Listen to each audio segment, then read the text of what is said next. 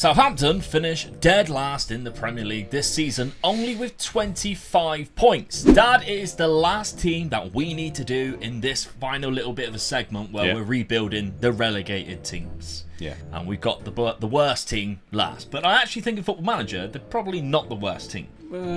League never lies, does it? As I always say. It doesn't, no. But some of their players are very good. And I doubt some good players. that some of them will be sticking around. Mainly this man, JWP. I wouldn't have thought so. No. League and goal scorer of the season. Yeah, which That's is unbelievable. very bad for a centre defensive midfielder. 9 goals. Yeah. League and goal scorer. Yeah. That's league defensive, goals. But centre midfielder, isn't he? He's Yeah. a bit more of a ball player. Obviously, a lot of those goals probably came from dead kicks. ball situations. Yeah, because he's unbelievable at them. As Football Manager has got here, 20 for free kicks, 20 for corners. So I've already made myself manager here as we take over this club and go into the Championship season next year. Everybody's been asking me where I got this database. It's on the Sort It Out SI website, and then as soon as I replied to that, people are going, I still can't find it.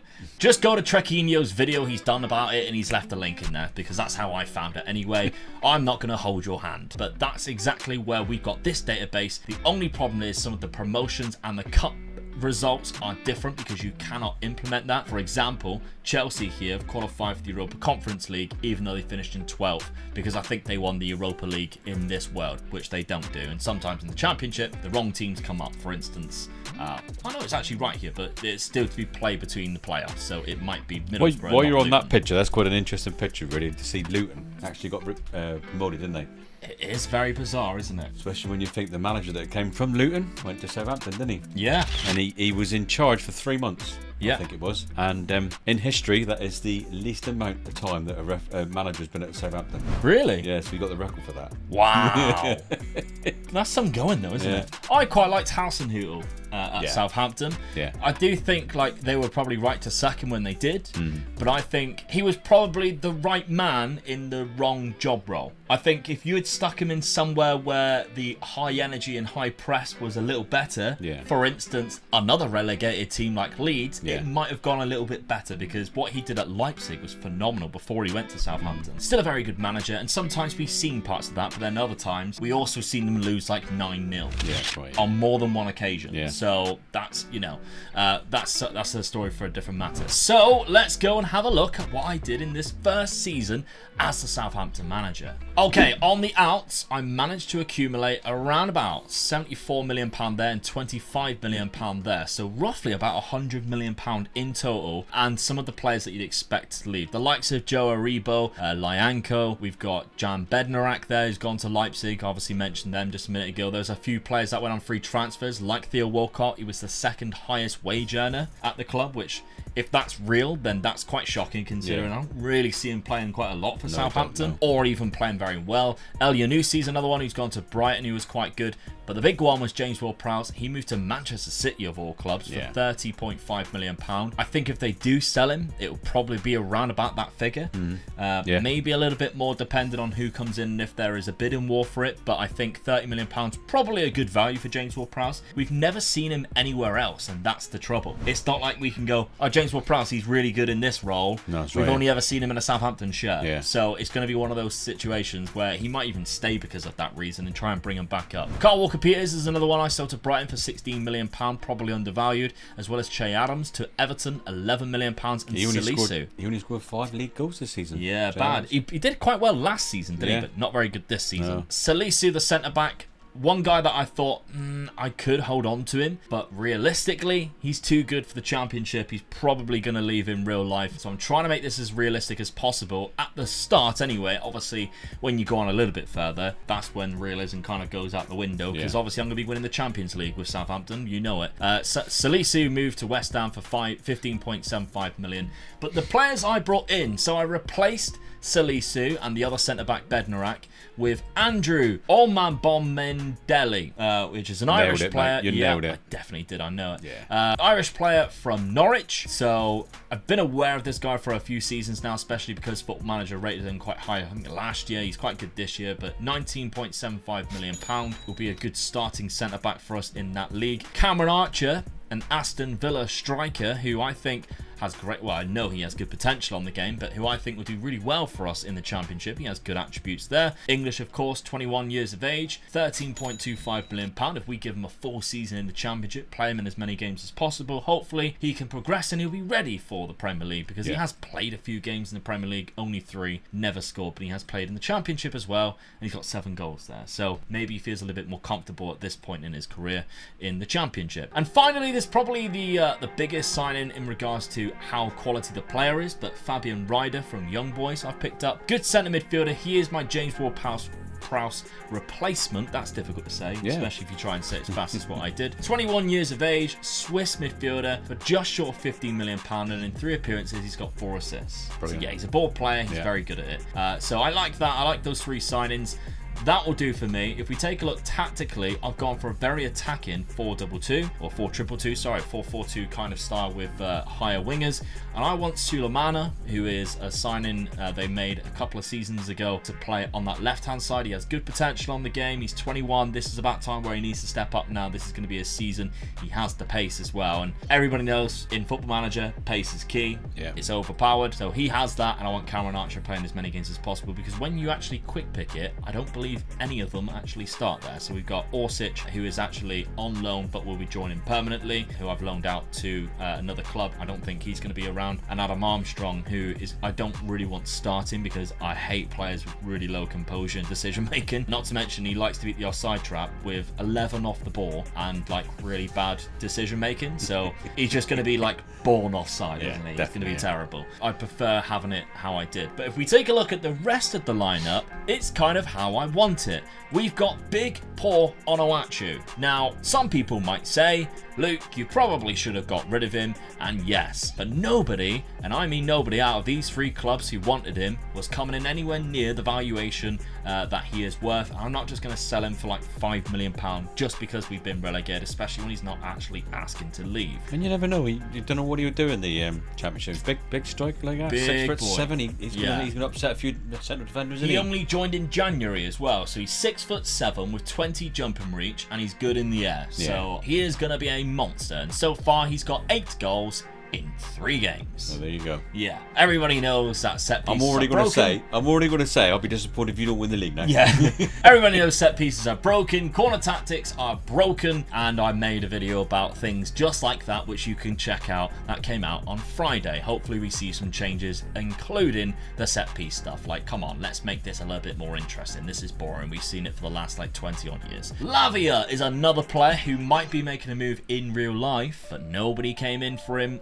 for the value that I wanted. And I think actually realistically, if Southampton did keep him and started to use him in the Championship this year, if he doesn't make that move, I think that would be kind of cool, to be fair, because he probably needs a season in the Championship to really grit his teeth into it. He's been okay in the Premier League, I think, this season. We've seen signs of like really good player out of him, good talent, but I think also the reason why Southampton maybe are at bottom of the league is because they needed somebody a little bit more experienced in there instead of Lavia, who maybe needs a couple more seasons before he gets to that point. Better Kotchap's another one just like that. Livramento at right back, we all know how good he is in Football Manager, and Bazunu, the goalkeeper, really like him. Obviously they signed him from Manchester City. Fantastic player. Again, Irish, has a fantastic potential on the game, and he's only 21. Very rare that you get that in a goalkeeper. He's one of the best on the game for that. So schedule wise, yes, it's been great. All wins so far, Dad, including the first game, which was away at Ellen Road to Leeds, and we beat them 3-1. Really good result, that. Really good. We were actually 3-0 up. They scored near the end as well. Yeah, so that's good. We beat Huddersfield then 5-0 away from home in the EFL Cup, the first round.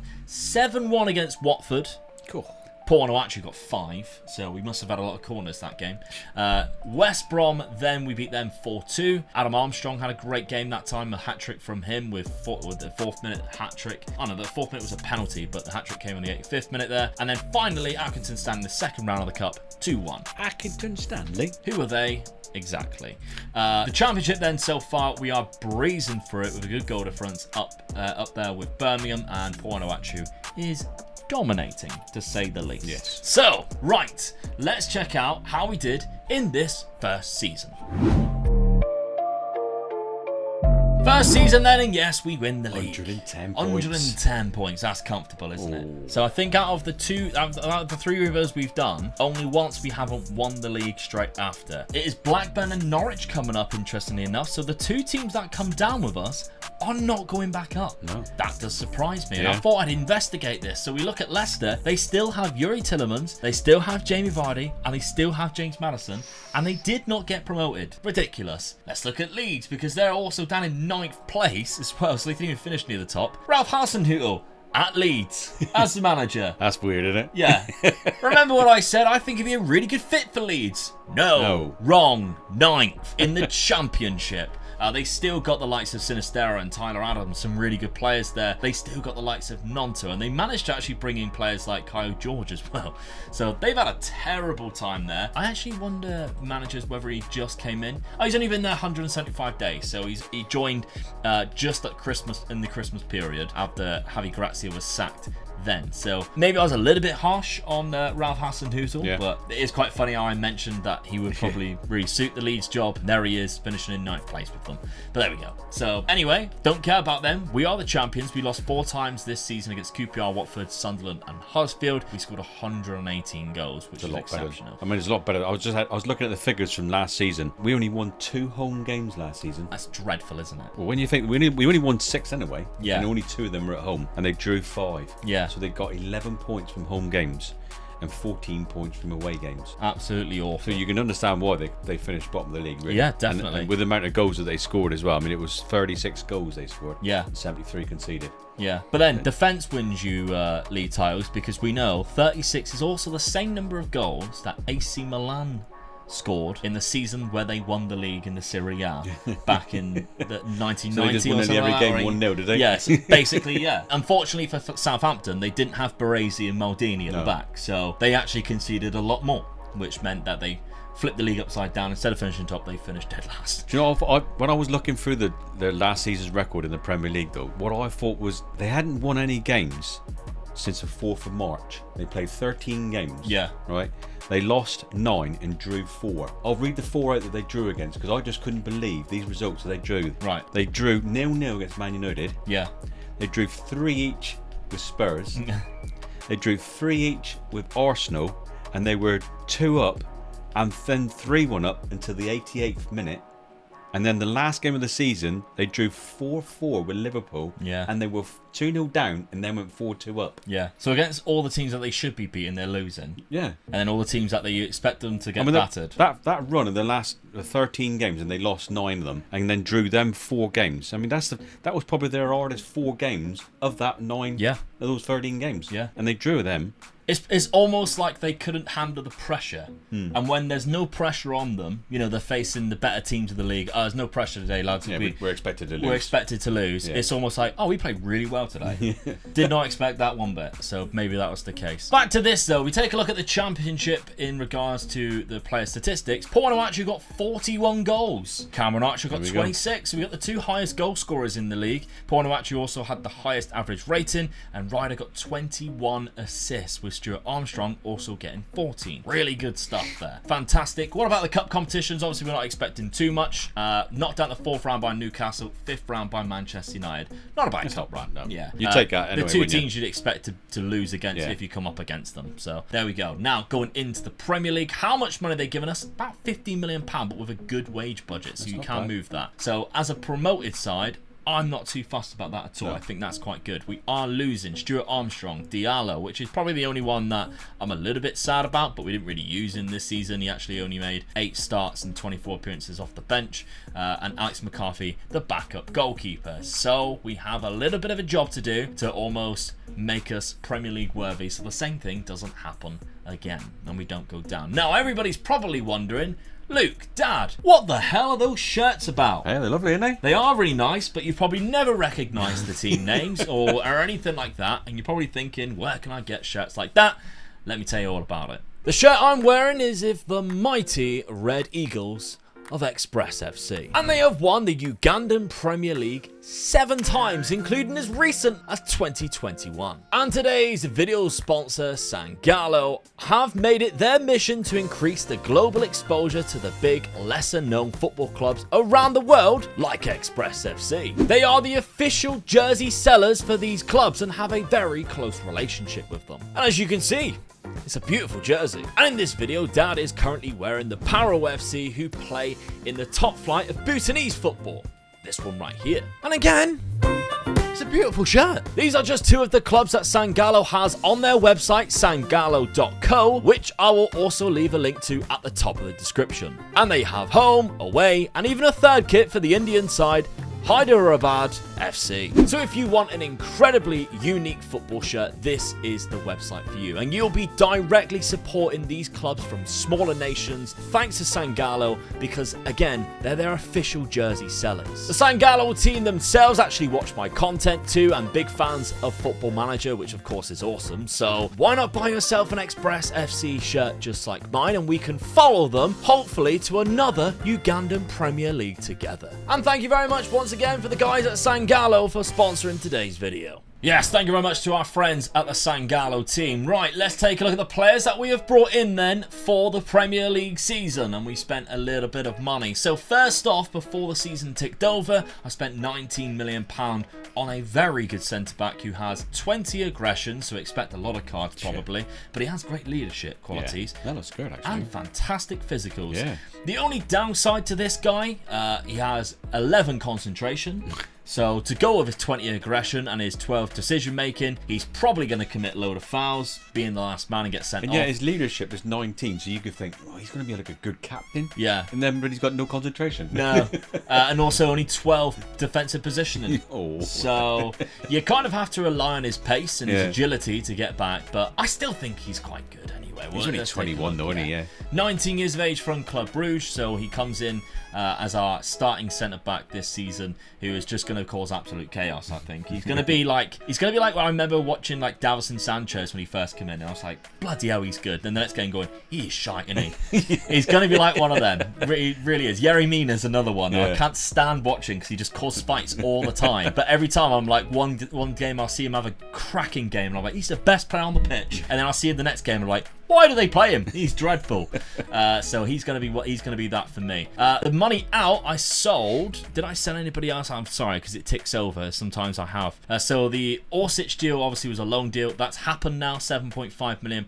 And Thierry Small, 3.8 to 4.6. Other than that, there was a few obviously players that left on freeze to clear some wage bill, which I have also brought in 3 players on free transfers. One of them was Wilfred Ndidi, which I was surprised to get. Yeah. But obviously Leicester staying in the Championship, there's no way he was going to stick around. No. I actually don't think he should even be starting for me, although I've given him an important player contract. Looking on the basis of it, when he actually joined us, I think Lavio's turned into a better player now. So that's a good squad player, though. Definitely. You need a bigger squad in the Premier League. Yeah. Brandon Williams is another one who's probably going to be released from Manchester United in real life too. He joins us, a 24-year-old who can play on both full-back positions. That's another good signing as well, isn't it? Yeah. He's basically like the Audi version of Luke Shaw, which is quite funny considering Man United bought Luke Shaw from Southampton how many years ago. So he is going to play in that position now on a free transfer, and he's got 1 assist already in that left back role. Another one we don't get a work permit for, but I've managed to loan him out, which hopefully will allow him to get a work permit for us, because he was too good to pass up on a free transfer for only 31k a week, because he is rather good. It is David Pereira da Costa, who I picked up from Lons on a free. We sent him out to Hanover, and he's getting first team football straight away in the Bundesliga. He's got an assist already. That's all right. So that's that good. Technically should get him enough points for us to apply for a work permit next year and get that. We lost our goalkeeper, Dad, so I bought in Robert Sanchez from Brighton. Good signing. Yeah, which means that we've got 2 really good goalkeepers now. I'll let them fight over who should be starting. I don't want to get involved in that. £12.5 million, although he did concede quite a lot of goals last season, he did get 13 clean sheets in the Premier League, so I still think that's quite good. Yeah. And then I also signed Harvey Barnes. Now, I might have overpaid, considering Leicester are still in the Championship. He didn't do that well for them last season. He got 11 goals and 8 assists. And technically, yeah, he did have quite a good season if you look at average rating, but you'd expect him to blow that league up with how good he could be. Again, he's one one of those players that very inconsistent, I think, in the Premier League, which is probably the reason why I'm like that, because Spurs are supposed to be sniffing around him, and I don't know. Yeah, I don't know. He looks like another Richarlison. He's the English Richarlison, if you ask me. Maybe a little bit harsh on Harvey Barnes there, but there we go. So I do think his attribute-wise is quite good, because coming off that left, I don't quite think the player that we nailed in that position last season, I don't think he progressed enough to do what we need him to do in the Premier League. So maybe we'll use Harvey Barnes instead. Yeah. Tactically then, I mentioned how I don't think Ndidi is good enough to play our ball-winning midfielder there, because I think Lavia has actually turned into a quality player, physically and mentally really good. And I do think he would be quite good as like a wide midfielder who plays a defensive role. So I've got some instructions on there. So he will mainly play out here, but he's going to be a bit more defensive and hopefully just slot in here quite a lot of the time. We've got a roaming playmaker, of course, who we had Fabian Ryder, or Reader, however you pronounce his name there. Harvey Barnes can then fight over that role with Sulemana, obviously, who we mentioned. I don't think really grew to be the best he could be. He didn't look like he progressed that much at all, to be honest. And we got Cameron Archer, who I still want to play every single game up front. I'm going to give him a go in the Premier League and see what he does for us, because I do think he scored quite a lot of goals last season. He has progressed, but Big Paul's already got this nailed down, isn't he? Like, he's there scoring goals already. He's got 6 in 6 so far this season. That's phenomenal stuff. So I think we're looking quite good. If I did do a quick pick, this would be the best 11. Very similar to what I had, other than the 2 players that I want in that position are not there, which is the reason why I've changed it. So there we go. And also the assistant seems to select Bazunu over Robert Sanchez, which, to be fair, I probably would do myself. I do think he's probably the better goalkeeper and will turn out to be a better goalkeeper in the long run. So that's the team and that's the lineup and the tactic, which we've slightly changed. The schedule then, obviously it's going to be a ropey start. We've got a Jack Stevens testimonial, by the way. Obviously Jack Stevens from Plymouth. Played for Southampton. Also gave me, I played with him at 5-a-side once. That was quite nice when he came down. Tall Point lad. He's a Tall Point lad. Tall Point, all the lads that I used to play football with at Tall Point, he's from there. Good friends with them. We beat them 3-0 in the Jack Stevens testimonial, and he scored as well, which is lovely. But now he's a free agent because I didn't renew his contract. That's mate for you, isn't it? So he was actually a free agent when his testimonial happened, which I think was also hilarious. 1-1 with Tottenham though, Dad, because when you play the teams at the bottom half of the Premier League, you expect to get points, which is exactly what we've done there. But when you come up against good teams like Brentford, that's when the trouble happens. We lost 2-1 to Brentford and then 3-0 to Leeds. A difficult game against Leeds, where Brandon Williams also got himself sent off. Liverpool. That's what I meant, sorry, Liverpool. It didn't start off well either, because Mohamed Salah scored within the first minute. So it was almost like, great, here we go. 6-0 against Bournemouth, though. That's a way to fight back, isn't it? That's a great result there against Bournemouth. Interesting to see what happens with Bournemouth this season, wouldn't it? Yeah, why they sacked Gary O'Neill. Very bizarre. I mean, I know the manager that they brought in, there's a lot of people who have gone, I know they shouldn't have sacked Gary O'Neill, but the manager they brought in does have a good CV. He does look quite good. This is the way he likes to play, and I've seen some TikToks about the way he likes to play and how it will suit Bournemouth. But Gary O'Neill did an exceptional job, and I'm very shocked at that. I'm more shocked. Alright, if he wanted another manager in, fair enough, but I would have kept him in. In the staff somewhere along the line. Because he's this is the second time I think he's helped them out. As caretaker manager, and he's done well both times. This time he kept them up even. So he's done a really good job, and then you just take him out of the club completely. I remember they did a video where they put like all the content creators who said they were going to get relegated. They did a video about like almost mocking them. And then they had like Gary O'Neill clapping at the end of the season. Then they sacked him off. It's like, what is happening there? But I mean, this owner of Bournemouth is supposed to be a very wealthy person, isn't he? So they're one of the richest teams in the Premier League, apparently. So it'd be interesting to see them. I mean, they're not going to get any venue from I think the ground is like 11,000 they get. It's not a lot at all. So it'd be interesting to see what 11,400. So you get that at Argyle every week in, week out. That's right. But it'd be interesting to see what players he brings in then. Poor Gary O'Neill, bless you, mate. I don't think you deserve that. No, definitely not. Northampton then in the cup, we knocked them out, and then we got beat 3-0 by Arsenal, the better side of North London, of course. So, second season, how do you think we're going to do, Dad? Do you think we're going to save ourselves? We're currently sat in 14th above Manchester United, who have had a torrid time at the start of the season, and Zidane's also came in and took over, which is quite funny when that happens. I think 12th. I'm going to go for 12th. 12th place, okay, right, I'd nice. be happy with that. Chelsea's got that nailed down again.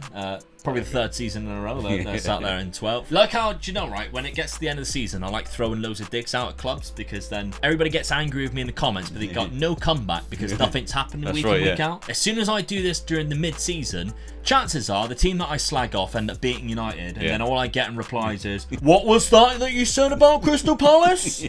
After Palace beat United or something. So now it's the end of the season, I can chuck all these at you left, right and centre, and you can't do anything about it other than go, oh, your club's run terribly. I'm like, yeah. I mean, they're buying other players again now. We're trying to buy players, and then they're still not thinking about a striker, are they? No.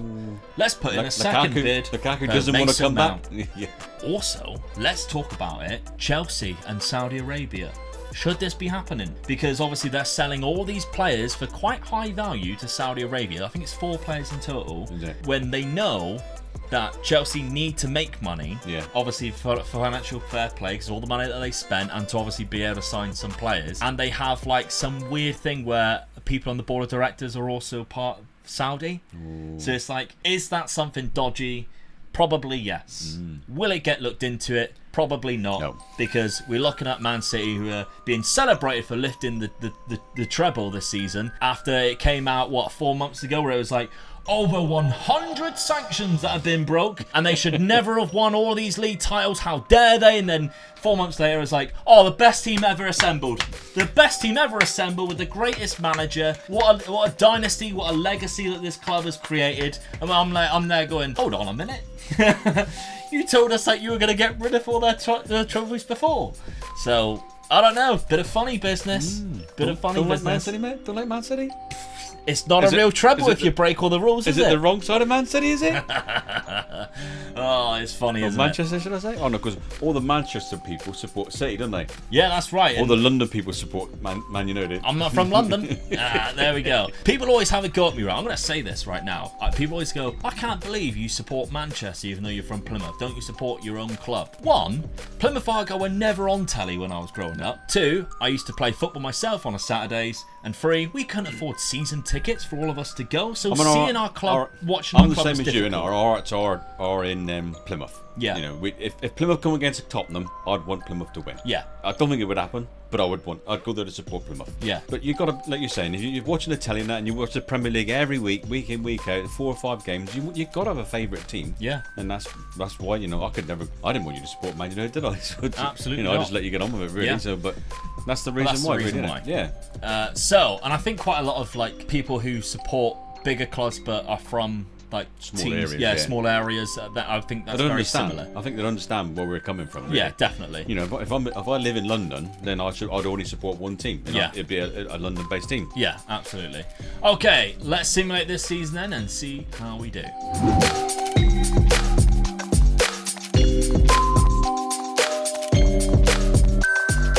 Second season then, 11th place. Ooh. 1 up from your 12th position there, Dad. Happy with that? Yeah, I am too. Just ahead of Brighton there, we got Palace, who are a little bit below us. Ooh, Villa getting relegated. Everton finally got called out. Yeah, as well as Villa, which I'm quite surprised with. They got Michael Beale in charge now. So there we go. Liverpool won the Premier League. We got Man City who finished second. They won it the season before, so Liverpool stopped them getting 5 in a row. Tottenham finished in 3rd place. A place above Manchester United. Yeah. But we're all in the Champions League next year, so it's all fun and games, isn't it? But that's good. Puwanuachu is the Golden Boot winner. Whoa. Above Erling Haaland. That is a big statement, isn't it? Yeah, that's hilarious, isn't it? You're 6'5", are you? Right, okay, well, I'm 6'7". Yeah. There we go. Paul, he's also got a better hairstyle than you. Yeah, the highest average rating, and he got the most assists. Absolutely exceptional stuff from Big Puwanuachu there. I'm buzzing with him. Okay, other competitions then. Realistically, we stand a better chance this year. In the Cups, how have we done? Semi-final by Wolves in the Carabao Cup, but 3rd round by Sheffield United. Looking at the league table as well, I think Wolves went on and won it, didn't they? Yeah, they probably did, to be fair. So they then face Leicester in the final, so probably because Leicester's in the Championship, and they beat him on penalties. That is a weird semi-final. That's a terrible Carabao Cup. Yeah. That is the top 6 going... I don't think I've seen that bad. No. So that's when the top 6 are going, nobody wants to win this anymore. There's usually one of the teams in there, isn't it? Yeah. Who won it the season before? Villa. So there we go. Yeah. Right, okay. Not bad then. not a bad season to No, be I'll fair. take that. I'm happy with that. Happy with that. Yes, 2 good seasons, I think. Yeah, 31 goals from Big Paul. Cameron Archer, though, only got 13 as a starting striker.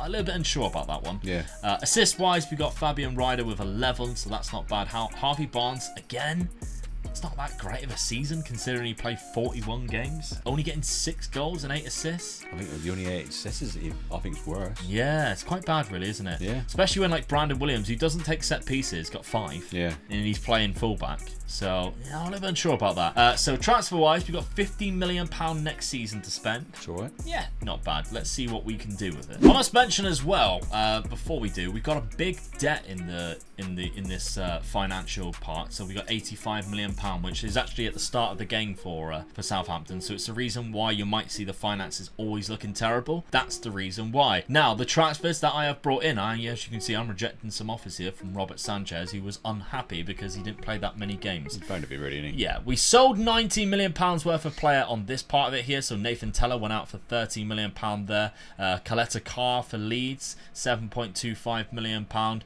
Do we sell anybody on this side? I don't think so. But we did sign a player here. We have Tuya Calvin, who is a Russian striker. I've never signed him before. I don't think I've ever even seen him. Maybe I've come across him once in a blue moon. But he has fantastic attributes. For a striker, exactly what I want to see. Yeah. I want to see good acceleration, and the fact that he has decent agility is a big bonus for me. Anticipation, composure, off the ball, and finishing. And he has 16, 15, 17 for off the ball, 15 for finishing, and he has my favourite player trait of likes to beat the offside trap, especially when he's moving in from the channels. So at only 23 years of age, he's got 1 cap for Russia. They should be playing him more because he's way better, unless of course they still can't play any games because they're still being knobheads. Yeah. So we signed him. Yeah, we signed him for £15 million. The fact that I've called him knobheads is a bit of an understatement as well. 3 goals and 4 assists There's so probably far. a nuclear bomb coming towards us now. Don't say that. So 3 goals so far out of the 4 games that he's played for us. Not bad at all. The other players that I've brought in, a free transfer in Noah Lang. This guy's a bit of a weird one because he left Ajax after he fell out with Erik ten Hag, I believe, for attitude problems.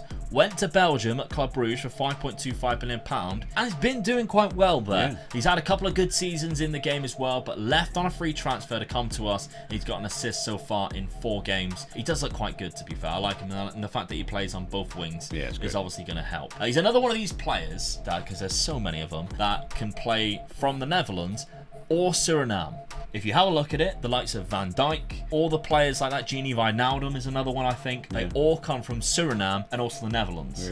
There's a guy called Second Yellow Card. You might know him. He's a very good content creator. One of my favourite content creators for Football Manager. He did a video where every player that can qualify for the Netherlands and Suriname, he made Surinamese and seen how far they did. And it was a fantastic video. Go check out. Really good. But Noah Lang is another one of those players who can do that. So I thought I'd just mention that. Ben Godfrey can't play for Suriname. He's English, but we got him anyway. We picked him up from Everton for £12.5 million. The reason why I signed him is he is very quick. And I think although he doesn't have the best attributes as a defender, he is good on the ball. He tries to play his way out of trouble, plays short passes, brings the ball out of defence, and he's good and pacey and thing is, well, you're signing a player that's played in the Premier League, so he knows what to expect as well. So and a number of different positions as well. If we need somebody to fill in at right back, he can do that. CDM, he can do that. He plays in so many different roles. So for 12.5 up to 14, I think is a bit of a steal. We lost a left back on a free transfer, so I brought in Juan Miranda, because my Spanish is just awesome right now after I've just come back from Spain, as you can see with my tan of staying underneath the umbrella because I have 2 kids. I think I look browner than you. All of my friends were stood there. Dan went, God, don't we all look tanned? I went, no, we don't. He went, to be fair, you have been stood indoors a lot of the time, just watching your kids stop them from dying going up and down the stairs. So there we go. £18.75 million from Celta Vigo. He's going to put in a little bit of competitiveness with Brandon Williams in that left back role. To be honest, I think I'd probably pick him because overall he's probably better, especially technically. So maybe Annie can also play a little bit further up too, should we need him to. 6'1". If we need him to, you can also play centre back too. Good squad player. A lot of experience. Came through Barcelona's youth academy too. So those are the signings that that we made, again, I don't think I've done too bad with the money. No? I think that's all right. I think you filled the right positions. Yeah, nobody that's game-changing, but I really like that signing there. I think he could be a fantastic addition instead of Cameron Archer, unfortunately, who I really was hoping would work out, but last season, I can't deny that. That was very poor from Cameron Archer. So, I'm going back to our first season tactic. Ooh.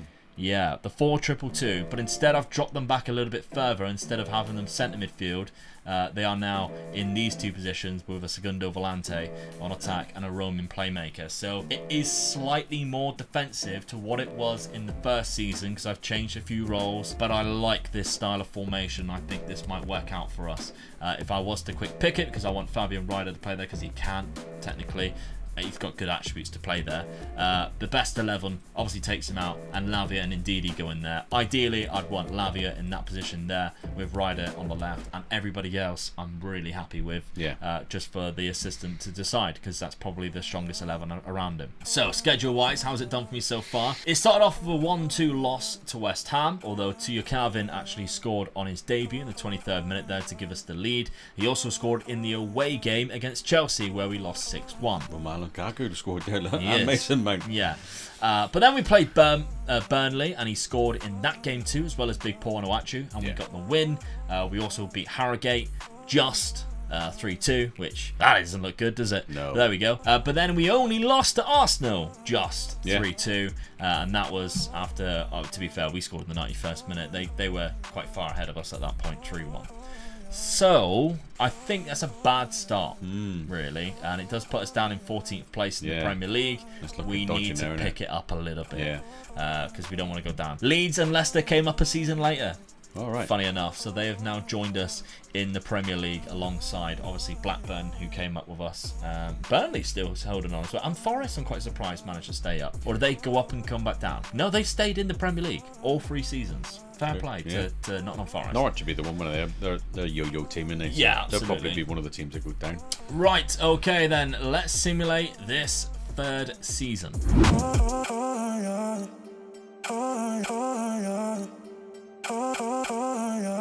Third season, and we're in 9th place. Pleased with that. 2 points, or 2 places above where we finished last season, and it does look like we've actually dropped out of that final position there of Europe, because we lost the last game, and the 2 teams that went above us, one being Man United, won their last game. So we were actually missed out on European football because of that last game, which was against Wolves, away from home. So Wolves beat us to get that European spot. That's not good. No. Liverpool won the league with Chelsea finishing in 2nd, Arsenal finishing in 3rd, Man City in 4th.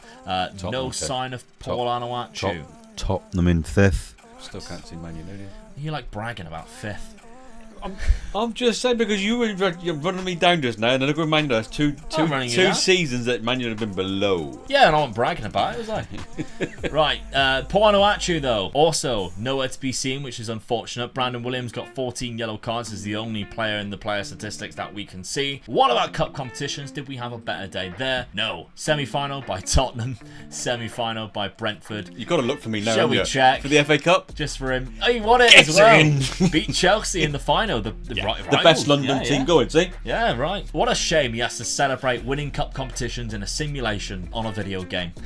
The Carabao Cup was probably won by Brentford got to 2 cup finals. Ooh. Fair play. Yeah. Fair play. They've done really well. Again, nobody cares about the Carabao Cup in this simulation. The last 3 winners. So there we go. Lovely little season there. I should have seen that, obviously, because Brentford obviously are in there. But there we go. Goals-wise, it's very poor. Tuya Calvin did get 23 and 40, which is not bad for your first season. No.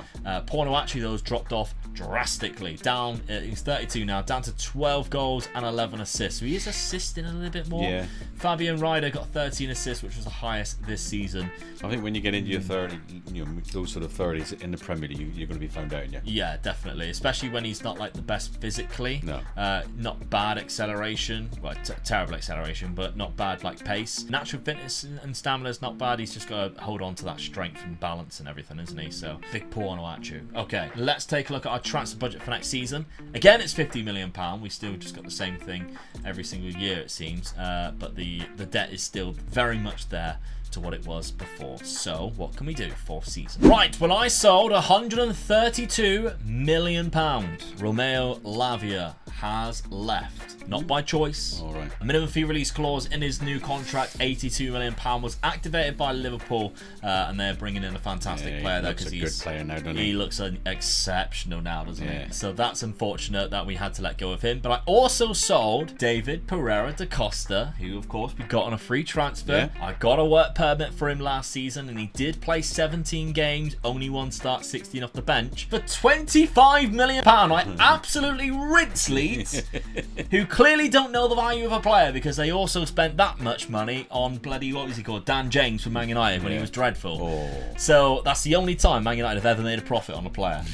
That's how bad it is. Leeds were the reason for that. So he's gone to Leeds. He's quite a good player, to be fair, so fair enough. And then Gineppo also got £11.5 million. Big Pornoaccio has moved to Celtic for £7.5 million. He's gone. It's time for him to go. He has gone. But the players that I've brought in, Dad, I think takes the realism out of the game here. From this realistic rebuild. So continue from now on. We are no longer in the realistic rebuild part of this. We're now in the fantasy side of it because somehow Christopher Nkunku, who is a free transfer, who's just joined Chelsea, by the way, the day that we're recording this, for about £60 million, joined us on a free transfer because nobody else wanted him. And he scored 2 already. And 3 assists. He is phenomenal player. Could not believe he was there. For a squad player, look what positions he can play. Look. Yeah. You can understand why Chelsea have gone for him. Oh yeah, he's really good too. Really good player. But somehow he was available for us. And I just took it. So if we go by the date that we signed him, we then look at Kasunu, who is a very good centre-back who can also play right-back. Again, I'm looking for that pace, that the physicality more than anything else in this version of Football Manager that we're playing. Oliver Skip, because we lost Romeo Lavia, so I signed Oliver Skip, who can be really good. He was on the transfer list for Tottenham. He's one of them that I just think he's not good enough being for Spurs side, I don't think. No. We could do with someone being stronger than that. On Football Manager, I think they've rated him a little bit too high, to be honest. Last season, Man City loaned him from Spurs, and he played 13 games. Which, when I seen, I thought, that's hilarious. But there we go. That just wouldn't happen, would it? No. We've also signed, though, Ryan Gravenberch from Bayern Munich. Looks like he could move again in this window in real life. Again, the Netherlands and Suriname. Yeah. Never won. £8.75 million for 4 appearances so far, only 1 start. We see hopefully he can get more game time here and grow into a better player. This is the signing I think is going to be good for you. Callum Hudson-Odoi. Yeah. Rumours are today he might also be going to Saudi Arabia. Yeah. So dodgy. But the talent who I don't think has really reached a full potential yet, and I think might have been struggling because we've seen glimpses of how good he could be. I signed for £27.5 million. He does look quite good attribute-wise, but he hasn't played a lot of football the last few seasons. He's injury-prone, isn't he? Yeah, but he does have good attributes. I think he could be good for us if he avoids injury, and I do think he could improve our team quite a lot. He's got a goal and assist in 2 appearances so far. I think it's a good signing. Yeah. In fact, I think that's a good transfer window by you there. Yeah, I agree. It's a shame that we lost Lavia, obviously, but that can't be helped. But the £82 million we put to good use, I believe. That would have made your midfield really strong, I think. Yeah, definitely. Kept him. Tactically, then, let's take a look at it. I've gone for a bit of a change. Instead of that 4-2-2-2, we've now gone for a bit of a 4-2-3-1, but 1 defensive midfield, which of course we've got Oliver Skip for, Kasunu, Ndidi. Ryder can also play there now. That deep line playmaker, which to be honest, Ryder probably is the best position for that because Nkunku, although he is probably suited better than Ryder, this is his role.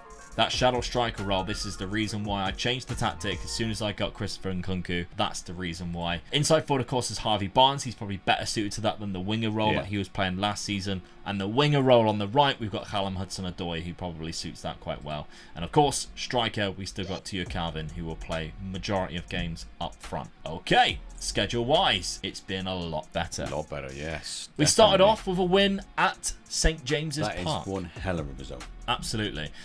Teo Calvin got 2 goals as well, 9th minute and the 24th minute, and Nkunku got 1 on his debut. Lovely. Then we beat Manchester United, so you know we're on good form right now. Definitely. Kasunu and Nkunku there with the goal. We lost to Liverpool at Anfield. Disappointing. Yeah. But then we beat Chelsea. I mean, everybody's beating Chelsea now, so it doesn't matter, does it? 4-1. Great result. Callum Hudson-Odoi in his first game against Chelsea Scholes. There we That was go. his first game. Genuinely was. I signed him and I did not play him until that game because he was injured. Leicester, we beat them 3-1 away from home as well. And of course, we beat Gillingham, where Tia Calvin scored 5 goals. We should be beating them as well. Yeah, absolutely. So that's a really good start to the season. Yeah, a lot better. And we're actually in 3rd place right now, just behind Liverpool, who are unbeaten. That is looking good. Yeah, Tia Calvin, who's also the top scorer. Harvey Barnes, who has the highest average rating and the most assists. So far, it's looking very good. What do you think? We're pushing for a European spot here. Yeah, really. I think so too. I'm confident. 7th. 7th? Yeah, go for 7th. I'm going to go for top 6. Yeah, go on then. Okay, let's have a look then. Let's simulate its 4th season. Well, we've exceeded all expectations. Get in. 2nd place. Above the champions, Liverpool. 2nd place. Not bad at all. Chelsea are the new champions. 93 points. We hammered Chelsea in that game, didn't we? Yeah, they were dreadful. But we have finished in 2nd place, above Liverpool, above Arsenal, above Man City, above Tottenham and Manchester United as well. And Tia Calvin got 33 Premier League goals. Fantastic. We only lost 5 stuff. games, same as Chelsea. Yeah, so it was the draw games. We beat them obviously at the start. Did they beat us? They didn't. So we did not lose against them. The only game that really there you look at, you think Villa. Away to Villa can obviously be difficult, but that's the only one. I mean, look at the game we drew. 7 games we drew against 7 Chelsea. games, 3. That's what's really done us, I think. A lot of them were 1-1s as well. In the games that we drew, we only conceded 1 goal. So it was just the case that we couldn't score in those games. So defensively, I think we did really well. Chelsea drew with us 0-0 though. So we beat them and drew with them. Yeah, absolutely. It doesn't say that we're in the top clean sheets, but Bazunu is in the 4th position there for 13 clean sheets. He only conceded 33 goals, which is really good. Yeah. Alban Lafont, though, only conceded 17 in 30 games for Chelsea, so they've actually done really well there. But yeah, I'm really happy with that. That's a hell of a result, isn't it? Yeah, and Kunku So got last 22 season we're in the assists. Champions League. Yeah. Remember, guys, as well, Patreon members, you get access to this save game file at the end of this video, at the end of this simulation.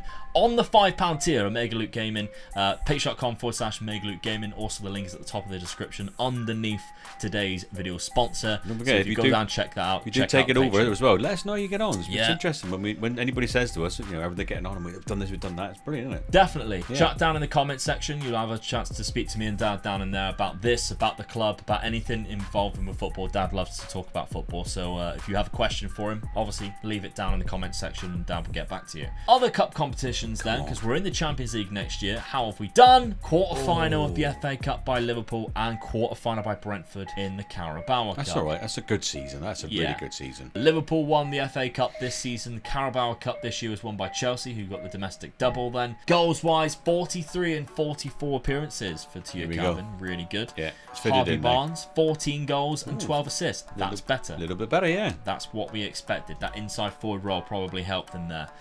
12 goals from Kasunu, and then we had 25 assists from Nkunku across the season. Is exceptional. Yeah. And Gravenberch, I asked him to be better.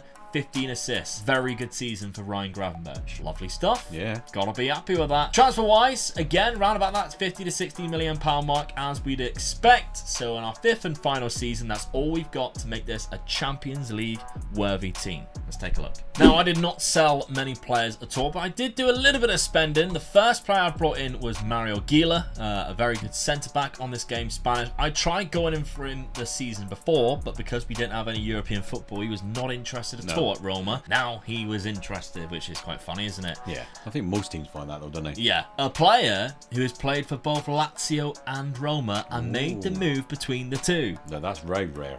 So there I think he's really good mentally, especially like 18 determination, 18 leadership, 15 for positioning, the 16's at the top. Well, that's there. definite improvement then. Yeah, really good. He's a different type of defender to what we've been going for so far this season. And then finally, I also signed Fernando as a backup striker. We didn't necessarily have one. Cameron Archer is not the guy that we really need. He has not been playing very well. Is he still at the club? I think he is still at the club, but he's just not really the guy that we need. So I brought in Fernando. He's a Brazilian, 28 years of age. We got him from Red Bull Salzburg. He's been scoring quite a lot of goals, 17 and 21 there in the Austrian Bundesliga, which is not bad at all. Nope. He's going to come in as our backup striker, although he has had to play a couple of games because Tia Calvin has been injured, yet to get a goal yet, and been very poor. But I still think, attribute-wise, he does look quite good. Very similar to Calvin, just not as good. Tactically, we stick exactly as we were. Why would we change it? And we've picked without restriction. We're looking like this, as I'd hope it would be, to be fair. So the reason why I didn't select any positions in there when I do simulate, which for everybody who always asks all the time, how do you simulate? It's simply going on holiday and selecting these 2 buttons here. That's as easy as that. How have we been doing schedule-wise? Not great. We lost 2-1 to Brentford. We then lost 4-1 to Brighton, which kind of looks like the start of Man United season this year. 0-0 to Leeds. Yeah, not great. And then we go and stuff the champions. And then we go and batter Chelsea, who's just won the league. Makes no sense, does it? No.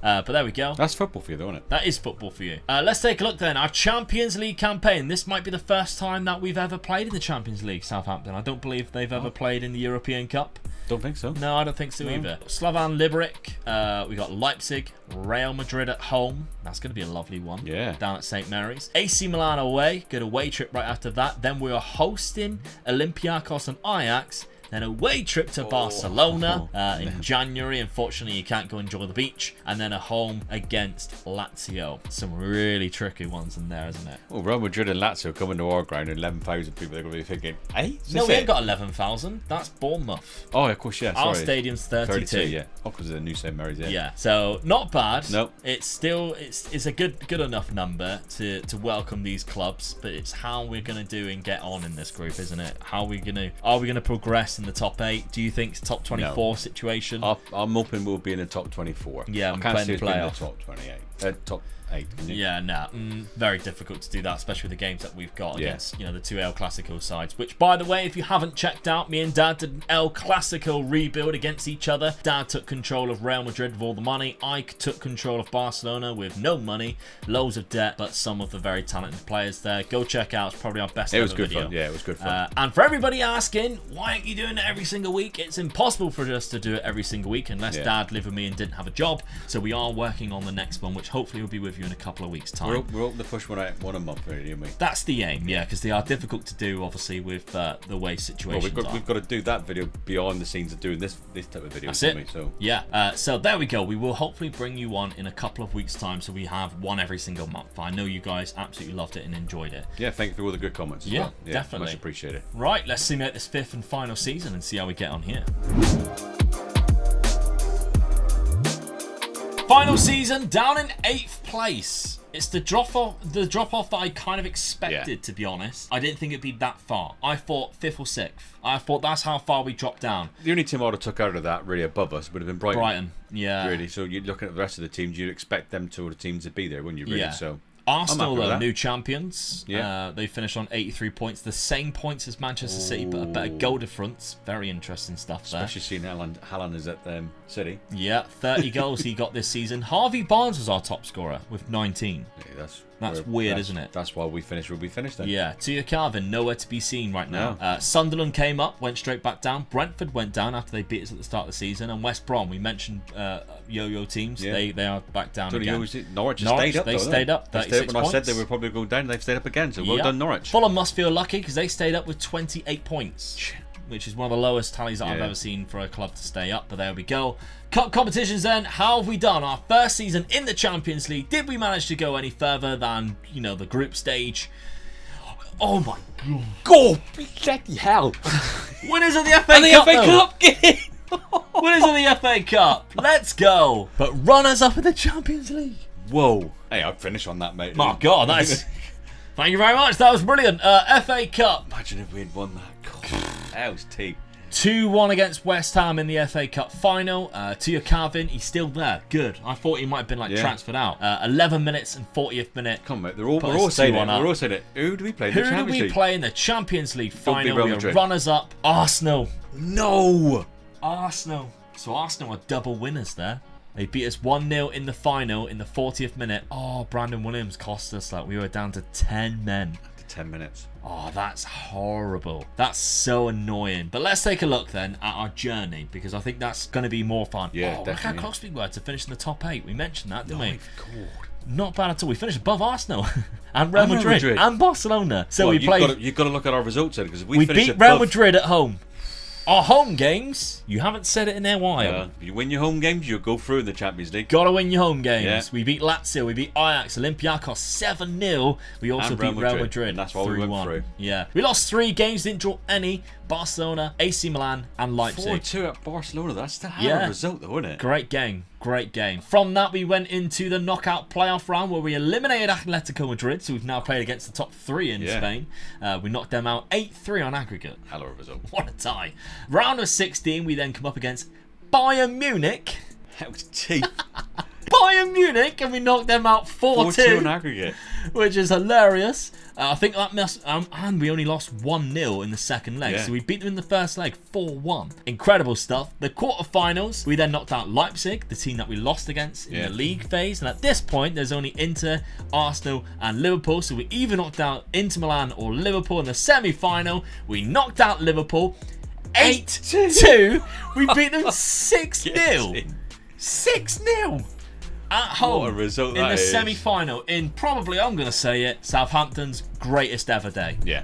That has to be. Oh, yeah, have to be. Even though they won the FA Cup a couple of weeks later, that has to be the best day in their history. In the semi-final of the Champions League Cup against Liverpool. Yeah, to put them into the final. You know, you're not just talking any team, is it? It's Liverpool. That is incredible stuff. So we'll definitely take that. Absolutely exceptional, because they were multi-time winners here in this simulation. They won it back-to-back in the first couple of seasons. Well, when we done our challenge, they were always there. Liverpool won the Champions League each time, didn't they? They were always there. Jurgen Klopp's still there. They still got Mo Salah, Trent, Andrew Robertson. They still got all of these fantastic players, and we knocked them out, beating them 6-0 in the semi-final. Incredible stuff. So squad-wise, 36 goals from Tio Calvin, but Harvey Barnes got 26, and Nkunku got 22. Fernando from the bench. I said he was doing terrible at the start. He got 16 goals from the bench. We'll take that. He had 29 starts as well, so it looks like Tio Calvin missed a couple of games, or he was injured, and Fernando stepped up, and that's what we needed. Callum Hudson-Odoi even had a good season with 15 assists, as did Reader. Fantastic stuff. Harvey Barnes did very good. 26 goals and 9 assists. That's more impressive to me. And Nkunku, 22 and 25 assists from a free transfer. Yeah. So he had the same amount of goal contributions almost there as what he actually played games. So very close to it. Incredible stuff. Very good. For you Patreon members, you have £77 million. So again, the 6th season is always the most. What is their task, Dad, for these next 4 years? It's going to be an hard one now, isn't it? Yeah. That's 5 seasons even. I'm going to go Premier League. Premier League. Try and win the Try and win the Premier League. I think that was a real good fluke for us. We were really lucky to get to the final. Yeah. But we're building a good side here, and with that, you've got transfer money there, 72 million. You could buy a couple of good squad players again. Absolutely. The debt is still there, unfortunately. The debt has not come down, but I'd imagine another season, a couple of seasons in Europe, and you'll be all right, because you're in the Europa League next season. Yeah. Which is obviously, hang on, you could win that. Win the Europa League. Win the Europa League. Can you doing that in one season? If you want to take it on as a Patreon member, £5, patreon.com/Megaloop Gaming. The link is at the top of the description underneath get a European the thing. Get ourselves a Europa League and see what you can do. Because again, I sorted out the contracts quite well. You're only losing in Didi. The rest of the players here, you've got a few players who run out of contract next year, but none of them are first team players. All of your first team players, if you consider from about like here upwards, all of them have contracts that last until the 2030s, which is at least 2 seasons. Yeah. So you've got the majority of players who have been starting games and winning games for you. So you've got them, but you can cash in should you want to, because Real Madrid are wanting 2 of our centre-backs right now, because that's how good they've been. Thank you very much for watching. Hope you really enjoyed this rebuild. I think this one's been fantastic. A great, realistic rebuild for the first 2 seasons. Then we signed anybody who we wanted. I'm going to say, because good luck to Southampton next season. Yeah, I really hope they come back. It's probably one of the games we probably will go and watch at home park. Yeah, definitely. Yeah. Looking forward to that. Yeah. But yeah, let us know if you go to Southampton. What's it been like? What's the food like? Of course, at St James's Park. Sorry, at the St Mary's Stadium. Let us know what the food is like and everything like that. What the atmosphere is like and everything. And we'll see you next Monday for another rebuild. Bye bye.